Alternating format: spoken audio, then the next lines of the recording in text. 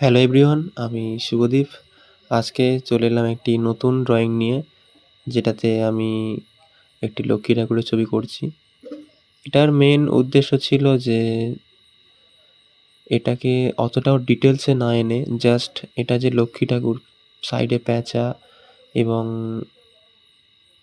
সেটাকে যে জুয়েলারি দিয়ে সাজানো, এটা ওভারঅল একটা লুক দেওয়ার জন্য সেই হিসাবে আমি এটা করলাম কাজটা। বিশেষ করে অন্য যেগুলোতে আরও সময় দিয়ে করি আমি ৮-১০ ঘন্টা তারও বেশি সময় দিয়ে, সেগুলোতে ভালোভাবে ডিটেলস একদম আনি। তো এটার ক্ষেত্রে সেরকম করিনি আমি। তবে এটার মেন উদ্দেশ্য ছিল আমাকে ওই একটা দেবী রূপের, লক্ষ্মী দেবীর যে রূপ সেটা একটা তুলে ধরা। তবে যে কোনো ঠাকুরের ছবি আঁকার ক্ষেত্রে সেটাতে একেবারে কোনো রেফারেন্স দেখে সেম টু সেম করার যে টার্গেট, প্র্যাকটিসের ক্ষেত্রে সেটা মানায় না। তো কারণ প্রথম কথা আমরা কোনো ঈশ্বরকে সেভাবে অ্যাকচুয়ালভাবে দেখিনি। সেক্ষেত্রে এমন না যে রেফারেন্সের মতো হয়নি বলে এটা লক্ষ্মী ঠাকুর নয়, দুর্গা ঠাকুর নয়, অন্য কোনো ঠাকুর নয়। এবার শেপ দিয়েছে ঠিকই, সেরকমই দেখতে হয়তো। তবে সেটা পোর্ট্রেট কিংবা সেম টু সেম বা যেরকম আমরা আঁকি সেটার ক্ষেত্রে ঠিক আছে। প্র্যাকটিসের ক্ষেত্রে এটা যেরকম একটা রেফারেন্স আছে, সেটার যে অবজেক্টগুলো সবগুলোকে ধরে তোলাটাই মেন। তো এখানে এবার কীভাবে চুলের কাজটা করলাম সেটা দেখবেন। একটা টোন দিয়ে নেওয়ার পরে তার উপরে যে ডার্কনেস ভাবটা, ওভারঅল ডার্ক দিয়ে শুরু করেছিলাম, হালকা ভিজে অবস্থায় স্যাঁতসেঁতে অবস্থায় একটা টোন দিয়েছি। আর এটাতে বেশিরভাগটাই ব্রাউন কালার আর কবাল্ট ব্লু ইউজ করলাম। আর এটাতে করতে মোটামুটি খুব একটা সময় লাগেনি। তবে এটা একটা ডেমো ক্লাস ছিল, অনলাইনে এরকম ডেমো ক্লাস আমি করাই। তেমনই একটা ডেমোর আমি করাচ্ছিলাম আজকে, সেটাই আমি ভাবলাম একটা ভিডিও সেভাবে কাট করে সেট করে একটা পোস্ট করা যাক, যেটা থেকে আপনারা কিছু শিখতে পারেন যে ওভারঅল টোন ওয়াইজ কীভাবে কাজ করতে হয়। তবে নেক্সট ভিডিওগুলোতে আরও প্রতিটা পার্টে যেরকম চোখ, নাক, মুখের যে ওভারঅল ফেসের ব্যাপারটা, ওটাকে আমি তুলে ধরার চেষ্টা করব।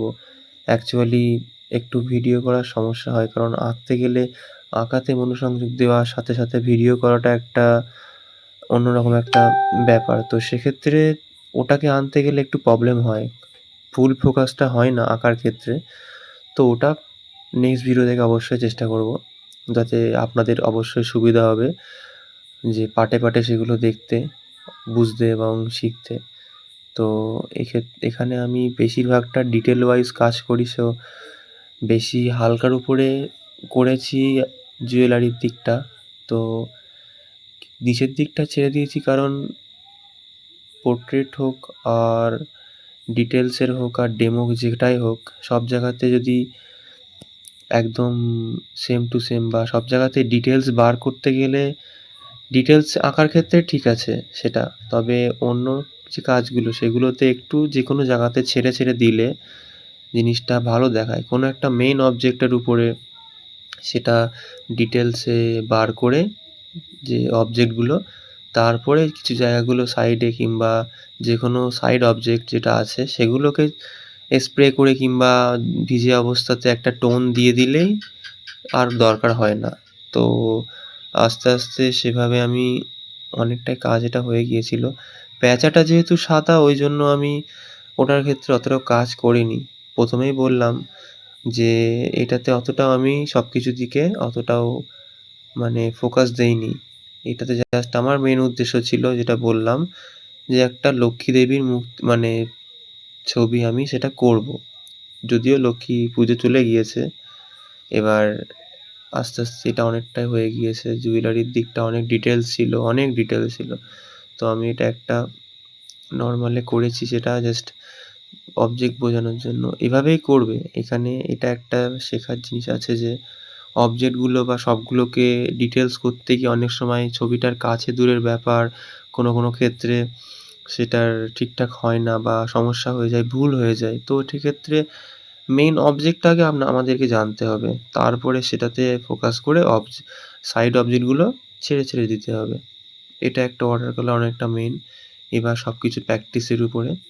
যেহেতু আমি এরকম নরমালি কিছু অল্প সময়ের প্র্যাকটিস করি না, বিশেষ করে কমিশন ওয়ার্ক কিংবা লং টার্মের জন্য যে ওয়ার্কগুলো করি আমার পছন্দের প্র্যাকটিসের জন্য অনেক প্রায় 24, 25, 30 ঘন্টা এরকম লাগে।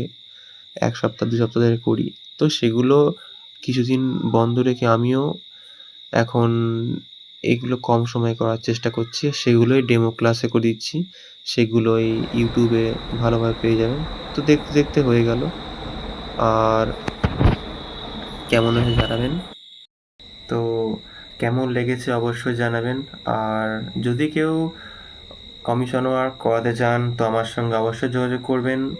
স্ক্রিনে দেওয়া নাম্বার, নিচে যে নাম্বার দেওয়া আছে সেখান থেকে হোয়াটসঅ্যাপ করে DM করবেন। অবশ্যই আমি রিপ্লাই দেবো এবং আপনাদের কাজগুলো সময় মতো সময় বার করে করার চেষ্টা করব, কারণ সময় সাপেক্ষে সেগুলো করতে তো হয়। আর কমিশন ওয়ার্ক তো হলো, আর আমি এছাড়াও অনলাইন অফলাইন ক্লাস করাই। আপনারা কমেন্ট সেকশানে কিংবা অন্য অন্য জায়গাতে অবশ্যই জানাবেন। সোশ্যাল মিডিয়াতে আমার ইনস্টাগ্রামে শুভদীপ সরকার বলে একটা আর্ট চ্যানেল আছে, অ্যাকাউন্ট আছে, ভুল হয়ে গেল। আর ফেসবুকে আছে শুভদীপ সরকার। আর একটা নতুন একটা খুলেছি, শুভদীপ আর্ট 25। তো এগুলো আছে। তো আমাকে ফলো করে সেভাবে সাপোর্ট করবেন আর আমাকে জানিয়ে দেবেন ক্লাস করানোর। আর কেমন হয়েছে আঁকাটা অবশ্যই জানাবেন, ঠিক আছে? তো নেক্সট ভিডিওতে আরও ডিটেলসে সব কিছু জানানো হবে। আঁকার ক্ষেত্রে আরও ভালোভাবে আপনারা শিখতে পারবেন। আজকের জন্য এই পর্যন্তই। তো দেখা হচ্ছে নেক্সট একটা ভিডিওতে।